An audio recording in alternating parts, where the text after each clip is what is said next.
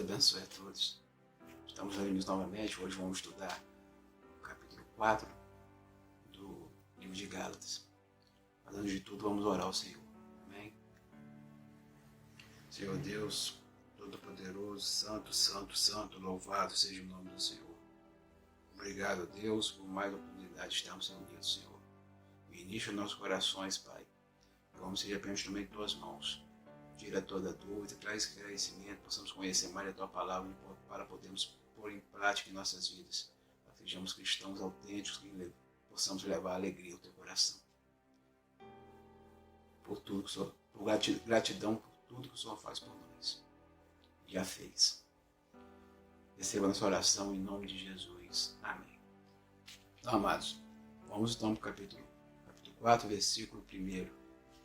Diz assim: Digo, pois, que todo o tempo em que o herdeiro é menino, em nada difere do servo, ainda que seja senhor de tudo, mas está debaixo de tutores e curadores até ao tempo determinado pelo Pai. Assim também nós, quando éramos meninos, estávamos reduzidos à servidão, debaixo dos primeiros rudimentos do mundo. Mas, vindo a plenitude dos tempos, Deus enviou seu Filho nascido de mulher, nascido sob a lei, para remir os que estavam debaixo da lei, a fim de recebermos a adoção de filhos. E porque sois filhos, Deus enviou aos nossos corações o Espírito de seu Filho, que clama: Abba, Pai. Assim que já não és mais servo, mas filho, e se és filho, és também herdeiro de Deus por Cristo. Então, amados, esse capítulo aqui começa com uma alegoria aqui, que consiste, essa alegoria que consiste de um pai rico, falando de um pai rico, que pretende entregar toda a sua fortuna, né, toda a sua herança ao filho. Mas quando ele atingir a maioridade, ele ainda não atingiu a maioridade. Mas durante o tempo em que o herdeiro é menor, a situação é a seguinte: a situação dele é igual a de um escravo, porque todos mandam nele. Ele está sob a tutela de mordomos, ele tem tutores que cuidam dele e dos bens dele. Sendo assim, ele só vai poder ter acesso a esses bens, desfrutar da sua herança, quando ele for maior, quando ele for adulto, certo? E essa mesma condição é a do judeu sobre a lei. Essa alegoria é feita para mostrar que essa mesma condição do judeu sobre a lei. Eles eram menores que estavam sob a guarda da lei. Tá? Igual a um escravo. Eles estavam amando da lei, como um escravo está amando do seu amo. Então estavam sujeitos a todos os princípios da religião judaica. Mas, chegando à plenitude do tempo, que é o tempo determinado pelo Pai Celestial, que eles chegariam à maioridade. Esse tempo é quando? É quando vem Jesus Cristo, o Filho de Deus. Tá? O Filho eterno de Deus, que vem, sim, mas ele vem nascido de mulher. E também vem nascendo como um judeu, como um israelita. Tá? Ele que deu a lei, ele mesmo se bota sob a lei, condicionado à lei, para que com a sua vida fosse pago o preço. A maldição que vinha com a lei, que é a morte, para aqueles que não cumprem. Então Jesus, ele tinha esse preço a ser pago. Mas para esse preço ser pago, ele tinha que se colocar na posição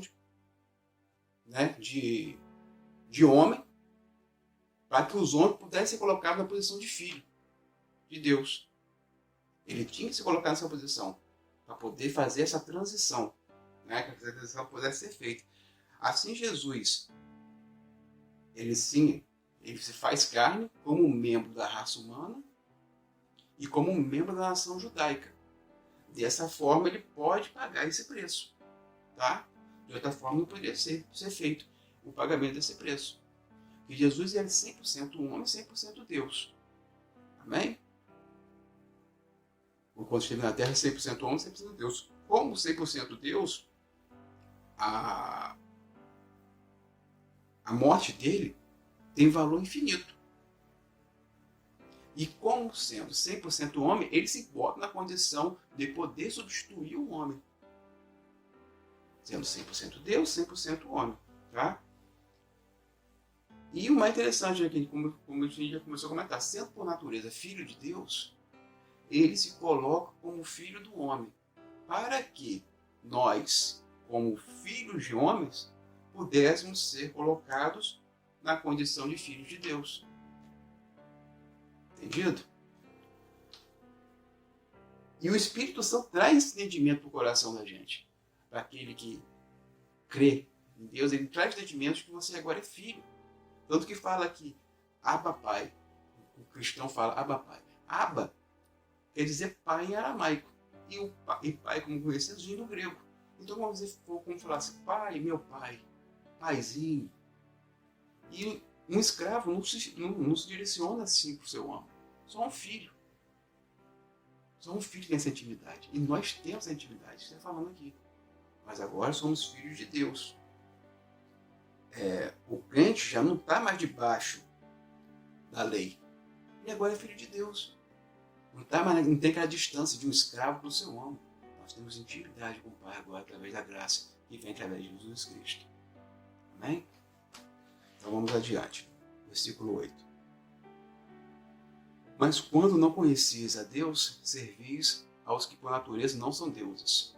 Mas agora, conhecendo a Deus, ou antes, sendo conhecidos de Deus, como tornais outra vez a esses rudimentos fracos e pobres, aos quais de novo quereis servir?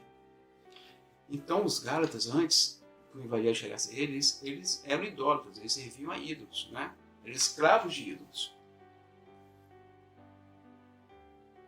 Mas chega um momento que eles conhecem a Deus.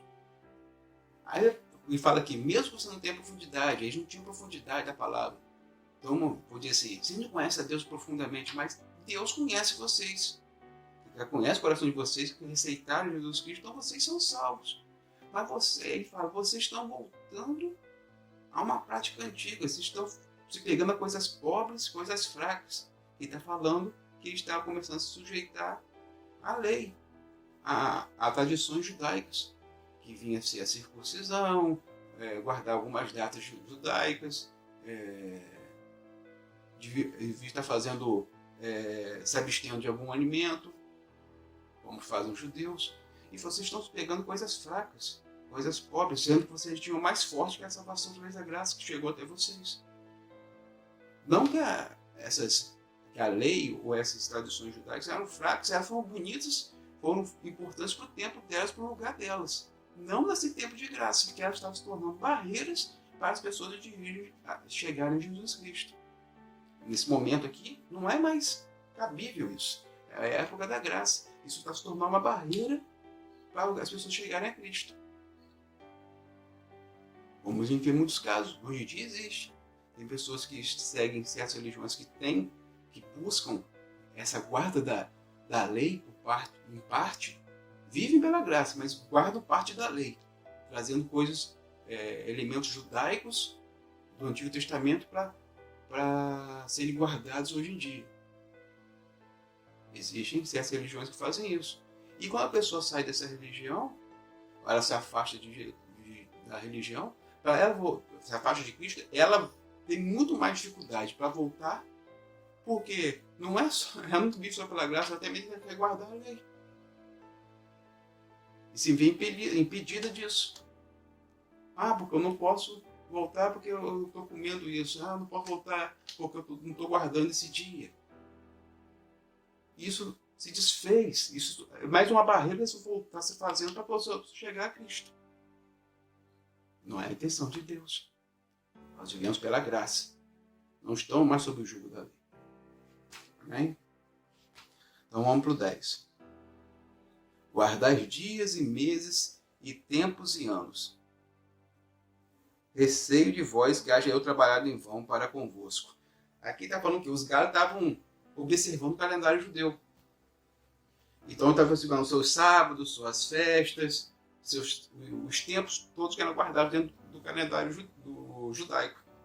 Então, Paulo demonstra o medo que ele está tendo naqueles que só se confessam cristãos, mas estão buscando a graça divina através da observância da lei. Ele está temeroso. Olha, eu estou trabalhando em vão com vocês.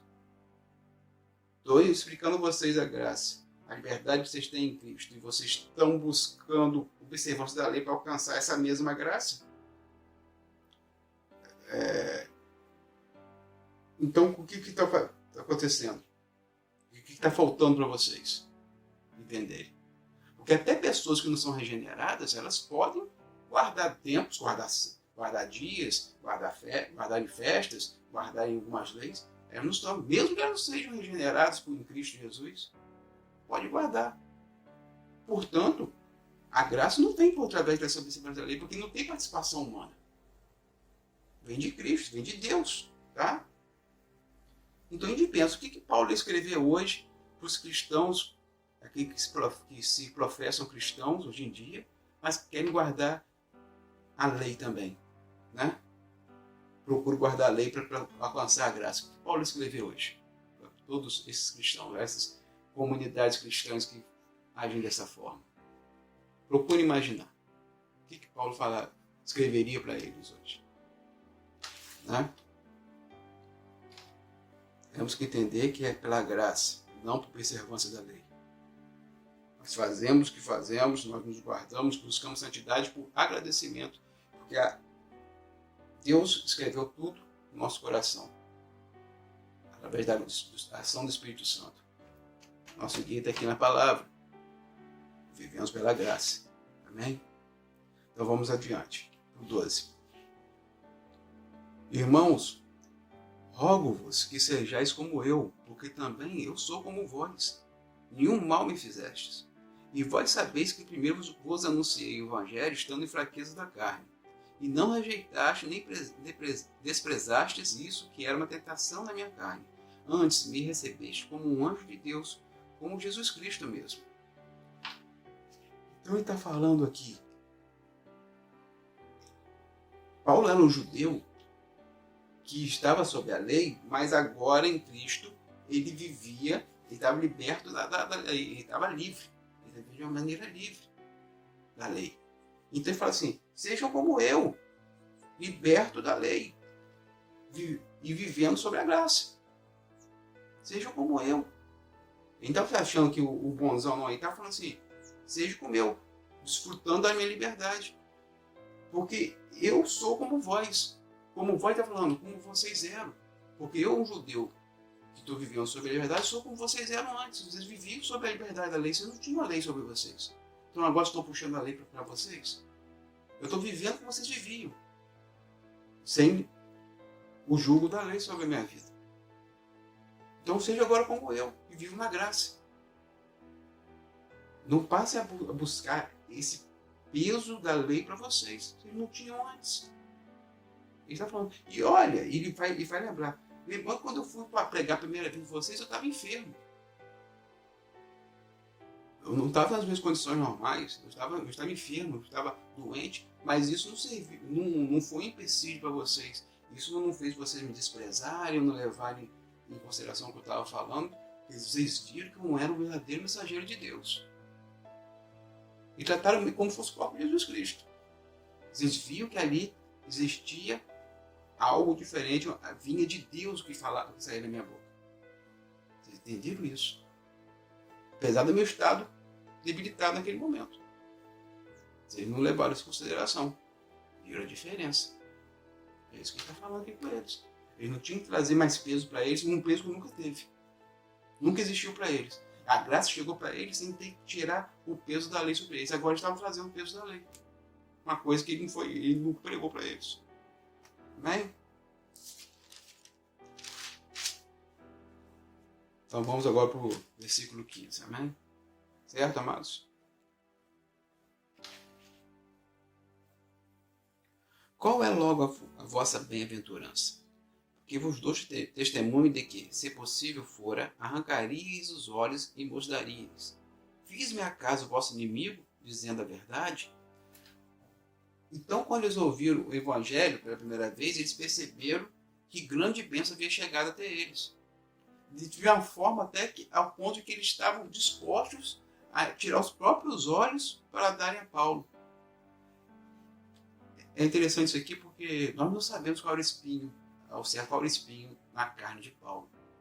Muitos sugerem que tenha sido um problema de visão. Isso ninguém tem certeza disso, mas muitos sugerem que é um problema de visão. E esse versículo vem muito ajudar o entendimento das pessoas que sugerem que seja esse problema realmente de visão. Né? Ele estava enfermo, como a gente viu nos versículos anteriores, e eles, como a graça chegou até eles, o evangelho chegou até eles, estavam tão felizes que estavam capazes de tirar os próprios olhos da era Paulo, dar a entender que ele estava enfermo com um problema de visão. Né? E muitas vezes, outras pessoas que escreveram as cartas de Paulo, isso são entendimentos que as pessoas têm que, de repente, Paulo tinha dificuldade com a visão. Certo? Mas Paulo fala aqui, então o que mudou? Eu prego a vocês a mesma verdade de antes. E agora, falando a mesma coisa que eu falo, desde a época que eu cheguei a primeira vez a vocês agora não estão gostando do que eu estou falando, estou parecendo até que eu sou inimigo de vocês. Né? Então, essa é uma situação preocupante e perigosa. Paulo observa isso. Vamos para o 17. Fala assim: eles têm zelo por vós, não como convém, mas querem excluir-vos para que vós tenhais zelo por eles. É bom ser zeloso, mas sempre do bem, e não somente quando estou presente convosco. Meus filhinhos, por quem de novo sinto as dores de parto, até que Cristo seja formado em vós. Eu bem quisera agora estar presente convosco e mudar a minha voz, porque estou perplexo a vosso respeito. Então, os motivos dos falsos mestres eram bem diferentes dos motivos de Paulo. Tá? Os judaizantes estavam buscando afastar os gálatas de Paulo, de Barnabé, de todos que pregavam o evangelho da graça através de Cristo. Eles estavam procurando afastar porque eles queriam, na verdade, que eles fossem seguidores deles. Né? Eles estavam preocupados em formar seguidores para eles. E Paulo estava preocupado com o bem-estar espiritual dos gálatas. Não estava preocupado por buscar seguidor para ele. Os judaizantes queriam isso. Eles queriam seguidores. Tipo, formar uma nova linha. Né? Paulo estava preocupado com o bem-estar espiritual deles. E Paulo fala, eles deveriam ser zelosos, sim. É importante serem zelosos, mas do bem. O bem que vocês entendem mediante o evangelho da graça que alcançou vocês. E não precisa, e vocês têm que ter isso todo o tempo, não só quando eu estou com vocês para indicar isso a vocês. Vocês têm que praticar o bem, serem zelosos do bem, mediante tudo que a graça tem mostrado a vocês. Vocês aprenderam através do evangelho que foi pregado. E não por guarda da lei, como eles estão ensinando a vocês. Eles estão querendo afastar vocês da graça, botar vocês sob observância da lei para vocês seguirem a eles, porque isso estava incluído como vaidade, isso era vaidade. Paulo não estava agindo por vaidade, ele estava preocupado com o bem-estar espiritual deles. E Paulo vem e nos chama eles de quê? Filhos. Porque ele era o pai da fé, na fé deles. Ele o tinha como filhos. Né? E eles falaram que estavam sentindo como fosse dores, né? Como dores de parto. Você sentia dor. Ele queria que a fé genuína fosse formada dentro deles. Que a fé genuína fosse formada dentro dos gálatas. Porque ele estava sentindo que o estado espiritual deles era precário. Né? Porque eles abandonaram a fé, abandonaram a verdade com muita facilidade. Então o estado espiritual dele era precário. Ele estava preocupado, ele falou assim, eu queria estar presente aí para falar com vocês. Porque a carta é fria. Né? A carta por si só não é a mesma coisa que estar falando do olho no olho.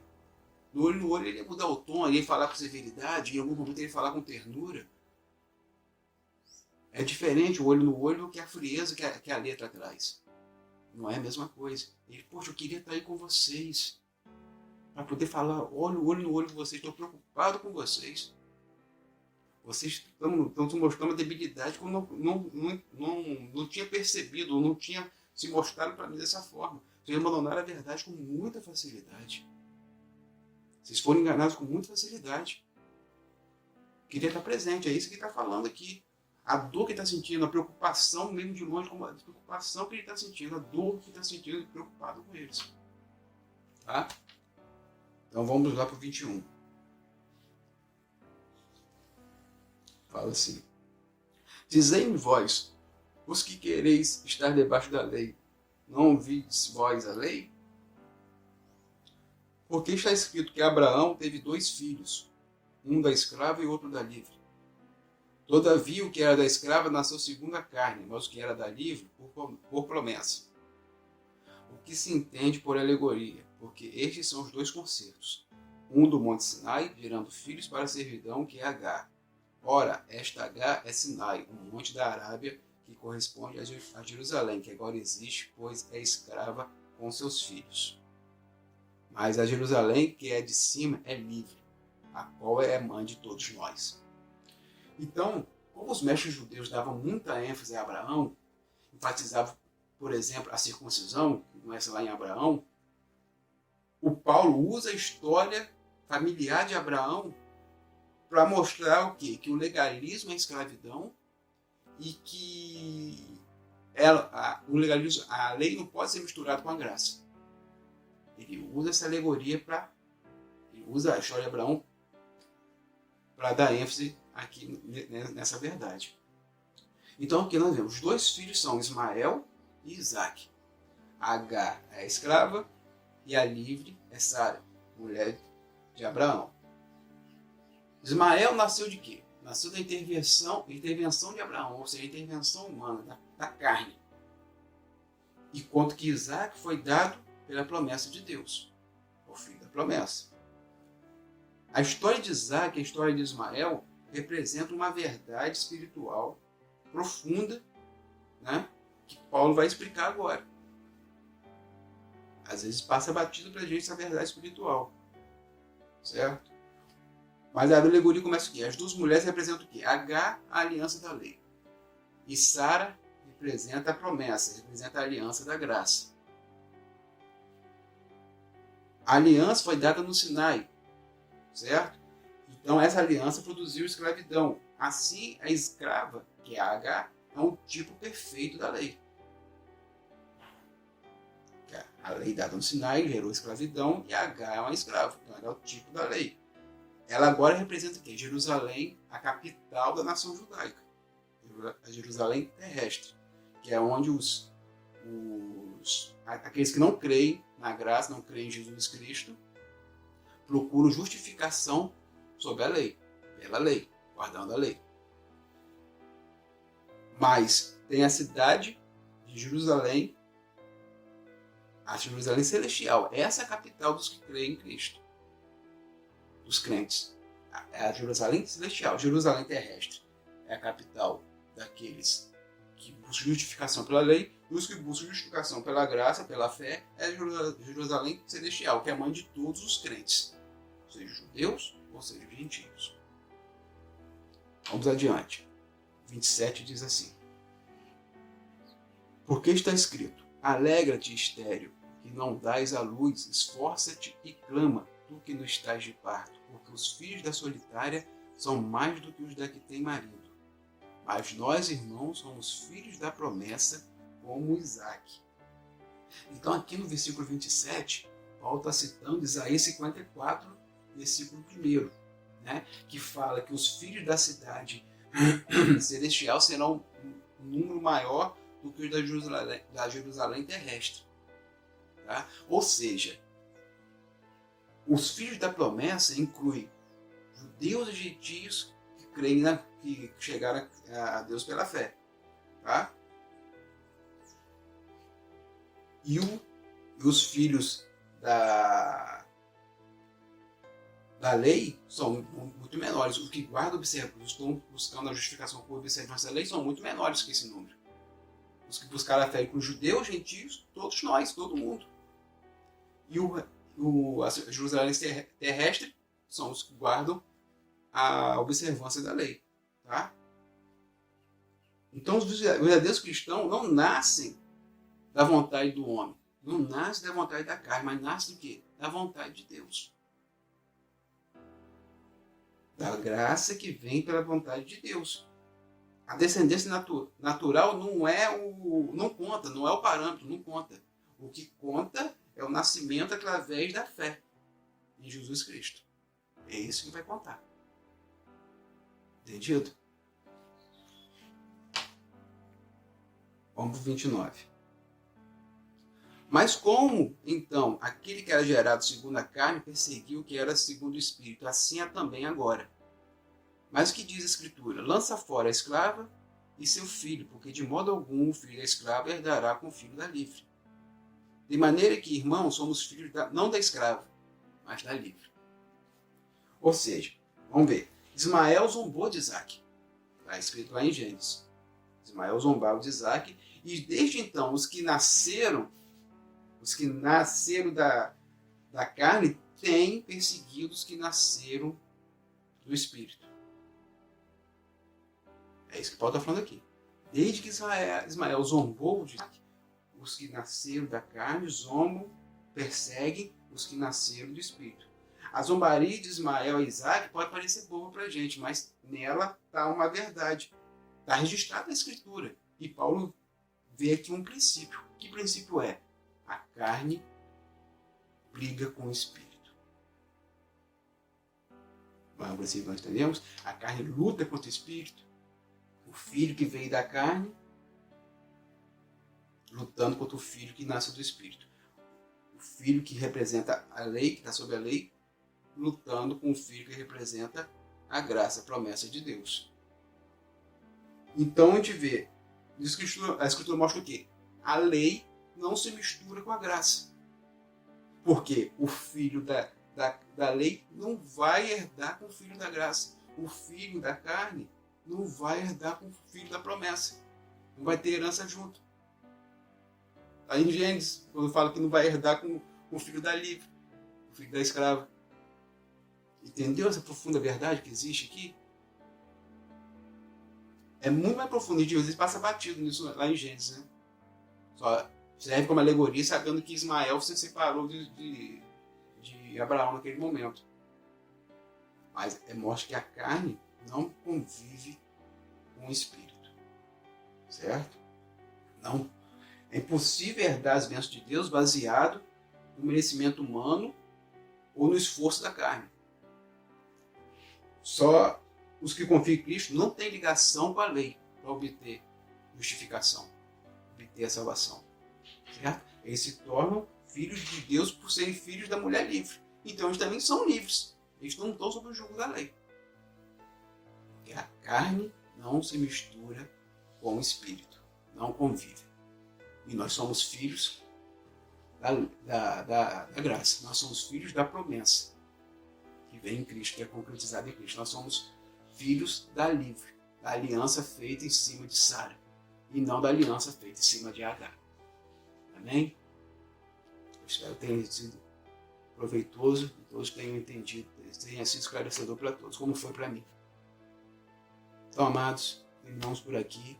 Semana que vem estaremos juntos. Vocês tenham uma semana abençoada, uma semana de paz. Que Deus esteja abençoando, guiando, orientando, confortando todos vocês nesse período que estamos passando.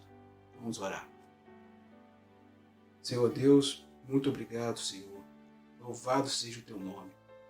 Não há outro como tu.